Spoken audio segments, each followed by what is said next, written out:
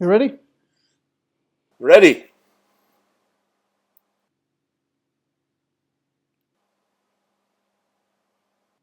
Did you start the music? Because I can't. I still have no way of hearing it. Oh no. Starting now.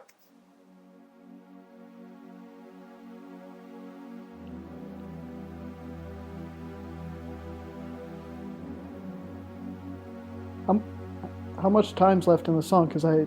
So, 10, 5, 2. Okay, we're out. Music stop. This is the Suicide Sessions. I'm Alan from Burbank, California, And I'm Daniel from Beijing, China. and we are the show that shares our daily suicidal thoughts with you. And we go deep. And today we're tackling the modern history of the suicide note. Alan, are you wearing the same t-shirt as last week? Maybe, but it's clean. I don't know, man. You should at least change for a podcast. May, uh, Maybe, but it's clean. And I mean, as long as it's clean. Yeah, I guess. And as long as it's not on fire. Ba-dum, ha. Well, that's neither here nor there. Today we're tackling the modern history of the fascinating suicide note, and later Daniel is going to share with us a special and presumably quite personal suicide note that he actually wrote himself. Yeah, I totally will. So, to talk about the history of the suicide note, according to English philosopher Simon. What's that clicking? Oh, nothing. Simon who?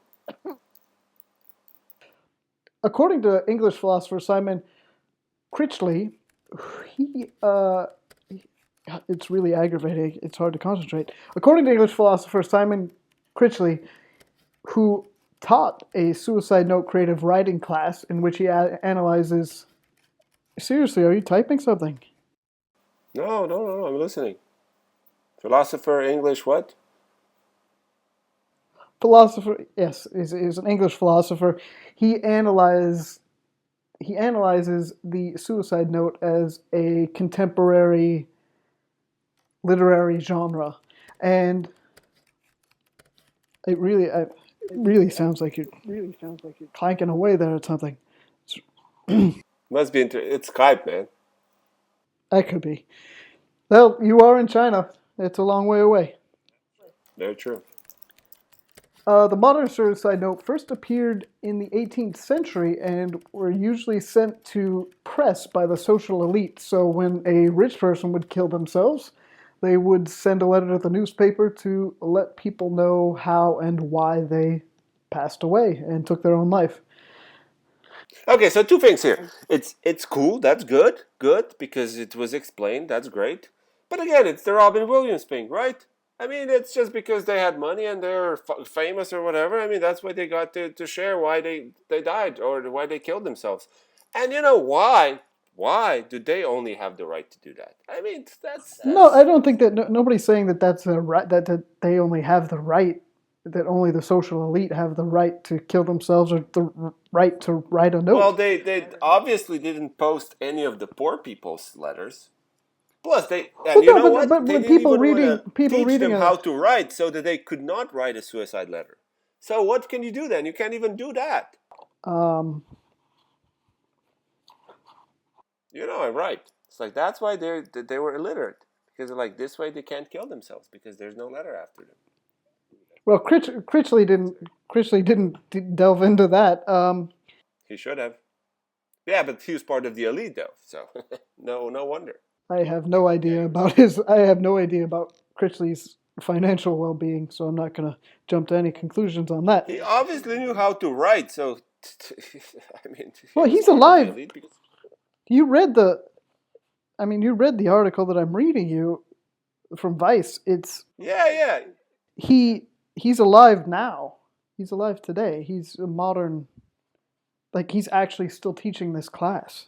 Yeah, but that's the thing. It's like Anyway, he had now Critchley analyzes he's analyzed thousands of suicide notes, and he discovered that the essence of the suicide note was really flipping around love and hate. And one of the most poignant suicide notes that he came across was very simple. I'm sorry. Are you typing again? Because it stopped. It sounded like it stopped for a second. No, I don't hear anything, man. That's the downside to these Skype type shows. So the note simply read, "Dear Betty, I hate you. Love, Ooh, George." ooh. You see, okay, but to writing that, an asshole approach, right? Because he did not specify did he kill himself for because of Betty. If he did, not a good way to go. I mean, you never want to kill yourself because of somebody. Now, if you were to say, So you're being awfully presumptuous about this. I'm killing myself for myself, but this is a list of people who I want to say get fucked, and then you have a list of people. Now that is something that I can support. But the other one, I don't know. I mean, why do you want to do that to yourself? You know, not to yourself, to somebody. And then let's say that Betty was tormented, and she's like, "Oh my God, what did I do?" And this and this, and then she kills herself. And let's say that there is afterlife. Very awkward moments. Um, well, you wrote your very own suicide note. I don't know when you wrote it or if this is an actual suicide note from years It past. is. It is. It is. It is. It's not something that you've just been writing right now. No, it's When look, when it's here. when did you write it? I wrote it a while ago. Like as a teenager or a young child? No, it's nondescript time. Well, let's hear it. I mean, let's hear it. I will have it as soon as this Evernote loads. Evernote's the program that we use to communicate when we're not using video. But why do you need Evernote? You shouldn't need Evernote. It's a suicide note you've written. Well, I mean, I copied it into it. No, I had to copy it in so I wouldn't lose it. You know. Where's the actual hard copy of the note? Oof. I mean, I don't know. I mean, why doesn't it want to Then load? how are you transcribing it from? And well, just read the note. Suicide letter. Okay, so yeah, I wrote this a while ago, and and here goes. How long ago again? Well, give us a little backstory on the note. I mean, it means something to you. Obviously, you were. It's just it's a suicide note. There's days when I'm not feeling good, and this was one of those days. And No, but what was the particular event? What was going on? Or maybe that's oh, it's been so long ago. I can't remember. I mean, pick any. Dear world, I know. This is starting off with a very ambiguous greeting, very broad. But hey, this is my suicide letter, so buzz off. There comes a time in man's life when enough is enough. The ship has sunken, airplane crashed. Well, just about to crash. Past few years have been a struggle, relentless fails and reminders of those fails, not being able to fit into anything, not for the lack of trying. I tried. But why bother with you with my fails? Fuck it. My reasons are my reasons.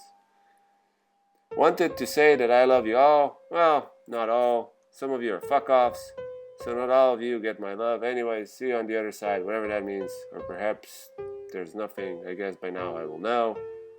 Or if there's nothing, I really won't. But then again, I won't be anymore, so a win-win for me. Love, Daniel. That's it. That's a very good suicide letter, if you ask me. It was incoherent. I mean, it doesn't. It's very good. I guess sure it's hard to judge somebody's suicide note when they're in a bad place mentally. Their writing might not be up to snuff, but This was it was hardship. I mean, I felt it. I remember it now. I remember it now really well. I really felt bad, and that's what came. and you still haven't answered when it was that Oh, it was with probably with years no ago. Usually, when you read somebody's suicide note that has been posted on BuzzFeed or Reddit or something like that, you do get a little choked up and it maybe a little misty eyed because it's very personal. But I, I think it was good. What are you talking about? It's better than that soup story. I'm sorry. Soup, soup, soup. what? It's like, hey, I will burn to death because there's soup. Or not soup. There's my T-shirt is on fire. Come on. I mean, this had heart. Well, that wasn't a that was a retelling of what happened. This sounds like something that Well, obviously it didn't. It wasn't true because frankly, it sounds like you just wrote that and you weren't listening to my story about Critchley. Anyway, I think Daniel's going to tell us. Daniel's going to tell us what's on next week's show. next week's show. Yeah, I read about this. Let me look at my notes. Wait. Look at my notes. Yeah. Looking at notes right now. Each week we kind of trade off on the topics. So next week's going to be Daniel's topic. And the notes are saying the following: that the next week's topic is going to be. All right. We will talk of infamous suicides in the history. Are we really covering Robin Williams here? Infamous suicides of history. No, I think if that's what you want to cover. But that's what you wrote. You said, next week we will be talking about some infamous suicides of history. First of all, this is poor grammar. That was just an idea. No, that was just, I was writing that as a placeholder because I didn't know what you were going to talk about. Yeah, but it's like some infamous suicides of history? Well, remember, thanks for watching. Make sure to like, comment, and subscribe. And remember, as long as there's pizza, there's hope. Okay, I guess that's it. It was a good show. Yeah, are we doing the scroll? Yeah, I actually didn't hear what music you put for that either. Oh, yeah, music. I haven't I'm even starting heard now. that one. You're going to like this one. You like it? I still can't hear it. It's about 30 seconds of it. Is it like a solemn, kind of a dark? I just want to know how do I... No, I think it's quite peppy. But then it gets into the more somber notes. That's very sad. Yeah, I think it's good for end credits. Okay, 5 more seconds. Perfect. And we're out. Okay, music stop. I mean, what was all that typing noise? I don't... Were you really just writing that note? No. This note has been... I should find a hard copy for you. You'll see. Yeah, I'd like to see that. Yeah. I'd like to see it. Scan it or just take a picture of it. Next week, Yeah, that'll work. Okay. All right. Okay. Next time. Next time.